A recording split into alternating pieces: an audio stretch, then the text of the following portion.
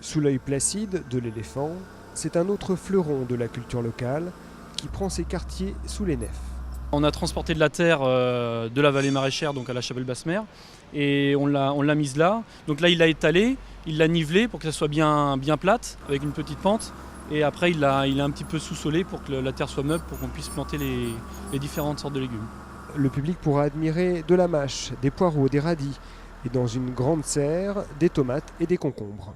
Pour ces 500 ans, c'est une occasion pour les maraîchers de retrouver les Nantais et de leur refaire découvrir leur métier, leur histoire, qui est évidemment très liée au développement de la métropole de Nantes.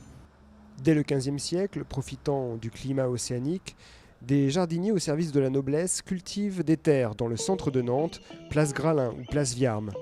Une tradition horticole qui va devenir maraîchère au début du XXe siècle. Mais peu à peu, avec l'urbanisation, les maraîchers sont repoussés à la périphérie.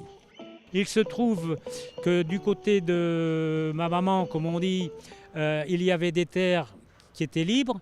Donc j'ai repris ces terres qui sont aujourd'hui l'implantation de Paris 10, avec une rue qui s'appelait la rue du Perret, que je pensais qu'il m'appartenait dans la mesure où les tracteurs déambulaient.